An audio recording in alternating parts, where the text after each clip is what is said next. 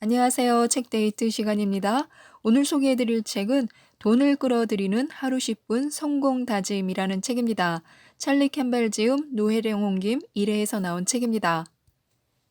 이 책은 삶의 모든 면이 풍요로워질 수 있고 부자가 될 수 있는 방법을 전하고 있습니다. 사람들은 내게 돈을 주고 싶어 안달이다. 나는 온갖 지혜로운 방법으로 돈을 벌고 그 돈을 행복하게 쓴다. 기대했던 그리고 예기치 않았던 장소에서 돈이 내게 몰려들고 있다. 이렇게 365편의 성공 다짐과 함께 하루에 한 장씩 읽도록 구성되어 있습니다. 우리 내면의 힘과 근원적인 변화 능력에 초점을 맞췄는데요. 지금부터 몇 가지만 살펴보도록 하겠습니다. 우리가 부자가 되어도 돈을 제대로 관리할 준비가 되어 있다는 것을 증명하기 위해서는 지금 가지고 있는 돈을 잘 관리하는 것이 중요합니다. 말하자면 현재 얼마를 벌고 있든 그 돈을 성공적으로 운용하고 있어야 합니다. 그래야 내면의 풍요로운 태도가 갖추어져 우리의 삶에 더욱더 많은 부를 끌어오게 됩니다. 행운의 돈과 횡재를 원하되 그것이 없으면 안 될 상황을 만들어서는 안 됩니다. 더 큰 게임을 즐기기 위해 횡재를 바라는 것은 좋지만 당장의 공경에서 벗어나기 위해 그것을 바라서는 안 됩니다. 우리는 자기 돈에 대한 통제력을 가져야만 합니다. 그렇지 않으면 자신의 삶에 거액이 흘러들어도 금세 빠져나갑니다. 돈을 현명하게 관리할 방법을 개발해야 하는데요. 불규칙하게 발생하는 지출을 미리 계획하고 짠돌이 예산, 보통 예산, 부자 예산을 정기적으로 업데이트해야 합니다. 우리가 더욱더 전문가가 될수록 우리는 더 편안해질 것이며 더 많은 돈이 우리의 인생으로 흘러들 것입니다. 오늘의 성공 다짐. 점점 더 많은 돈이 내 삶으로 점점 더 쉽게 흘러들고 있다. 허투루 쓰는 돈을 짜임새 있게 운영해야 합니다. 기타 불규칙하게 나가는 월 지출 항목이 너무 많아서 제대로 파악이 안 되는 경우가 많습니다. 그래서 식비에는 얼마를 쓰는지, 외식비는 얼마나 지출하는지, 주차비, 책 구입비, 영화, 잡지, 커피, 스낵 등 돈을 쓸 때마다 액수가 크든 작든 전부 기록해야 합니다. 그래야 돈이 어디로 갔는지 정확히 알 수 있습니다.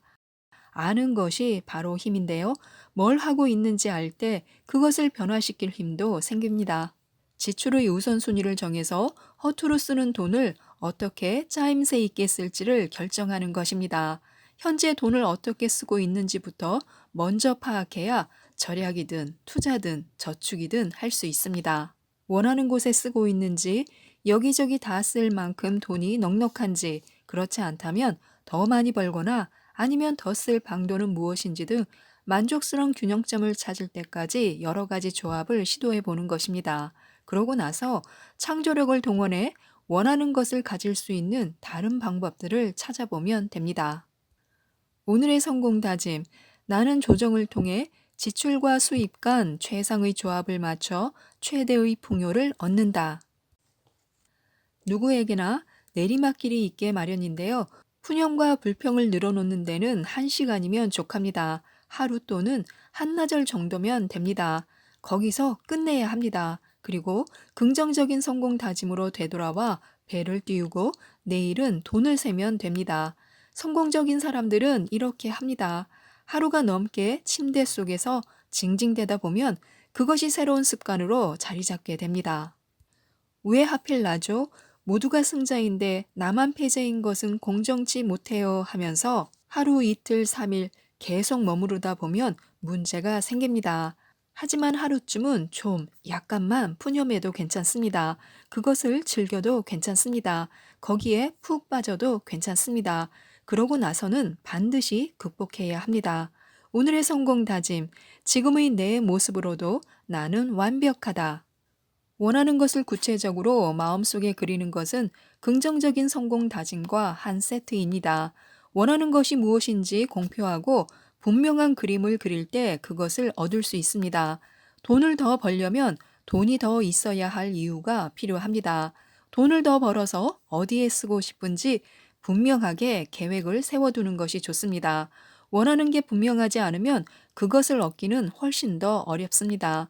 보물 지도를 그리는 것은 목표를 분명히 하는데 아주 좋은 방법이며 재미있는 프로젝트이기도 합니다.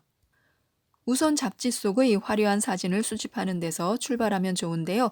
자신이 원하는 물건, 가고 싶은 곳, 만나보고 싶은 부류의 사람들, 맺고 싶은 관계, 정신적인 가치 등에 대한 사진을 찾는 것입니다. 그리고 음악을 틀어놓고 자르고 붙이기를 하고 인생에서 가지고 싶은 멋진 물건들을 전부 모아 콜라주를 하는 것입니다.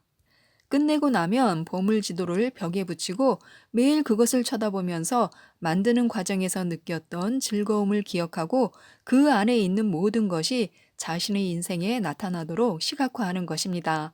보이는 것을 가질 수 있도록 긍정적인 성공 다짐을 하는 것인데요. 통장을 만들어 목표로 정한 물건들을 사기 위한 돈을 저축하는 것도 좋습니다. 오늘의 성공 다짐. 나는 내가 원하는 것을 정확히 구체화하고 만들어낸다. 자산에는 값어치가 오르는 자산이 있고 줄어드는 자산이 있습니다. 부자들은 값어치가 오르는 자산을 삽니다. 즉, 돈을 벌어들이는 곳에 투자합니다. 돈을 모으지 못하는 사람들은 수입의 많은 부분을 값어치가 하락하는 자산에 쏟아붓습니다. 시간이 흐르면 가치가 줄어드는 곳에 쓰는데요. 왜 그럴까요? 저는 몰라서 그렇다는 생각이 들었습니다. 부에 대한 공부를 그래서 해야 합니다. 그래서 우리가 값어치가 오르기보다는 떨어지고 있는 것에 돈을 쓰는, 돈을 모으지 못하는 사람들의 패턴을 따르고 있지는 않은지 살펴봐야 합니다. 어리석음이란 똑같은 행동을 계속 반복하면서 이번에는 결과가 다르리라 라고 기대하는 것입니다. 재산을 많이 모으는 사람이 되고 싶으면 새로운 행동을 취해야 합니다. 우리는 우리의 행동을 바꿀 능력이 있으며 지출을 현명하게 계획할 수 있고 또 눈앞에 있는 돈에 현혹되지 않고 장기적인 안목으로 부를 축적할 수 있습니다. 오늘의 성공 다짐. 나는 넉넉한 보상을 받을 만한 자격이 있다. 그것을 얻기 위해 필요한 것들을 하기 때문이다. 우리가 남에게 한번 손가락질을 할 때마다 그것이 3번의 손가락질이 되어서 자신에게 돌아온다는 것을 명심해야 합니다. 부처 눈에는 부처만 보이고 돼지 눈에는 돼지만 보입니다. 단점 없는 사람은 없습니다. 고쳐야 할 것은 자신의 결점입니다. 오늘 누군가의 부족함이나 한계나 결점을 보면 그에 대해서 손가락질하지 말고 자기 생활을 되돌아보아야 합니다. 그런 다음 남들이 아니라 자기 자신에게 충고하는 것인데요. 자기 개선, 이것만이 성공 가능성이 있는 유일한 개선입니다. 오늘의 성공 다짐. 나는 매일 점점 더 나아지고 부자가 된다. 일이 꼬이고 틀어질 때는 자신의 한계와 문제에만 집착하는 함정에 빠집니다. 한계와 문제에 집착하면 집착할수록 한계와 문제는 더 커집니다. 어느 순간이 되면 이쯤에서 문제에 대한 집착을 끊고 자기 운명의 운전대를 다시 부여잡아 환경을 개선시키기 위해 뭔가 창조적인 일을 해야겠다고 다짐해야 합니다. 워크숍을 수강하고 책을 읽고 동기를 부여하는 테이프나 강의를 듣고 친구가 들려주는 참된 조언에 진심으로 귀 기울이고 그 다음 이 새로운 정보를 토대로 뭔가 참신한 일을 해야 합니다. 변하겠다는 결심을 하고 그 결심을 뒷받침할 만한 행동을 이어가면 우리의 인생은 개선되기 시작합니다. 인생에서 더 좋은 경험을 하고 싶으면 성공 다짐을 더 많이 외우고 더 긍정적인 사고를 하면 좋습니다. 점점 더 긍정적인 사고를 하면 더 많은 부가 흘러듭니다. 오늘의 성공 다짐. 나는 매일 긍정적으로 사고하는 것을 좋아한다. 갑자기 뜻하지 않게 큰 돈이 생기면 이 돈을 어떻게 사용하면 좋을까 하고 행복한 고민을 하게 되는데요. 이때는 3등분의 법칙을 활용하면 좋습니다. 1. 돈의 3분의 1은 과거를 향해 쓴다. 예를 들면 빚을 갚는다. 2. 또 3분의 1은 미래를 향해 쓴다. 예를 들면 투자한다. 3.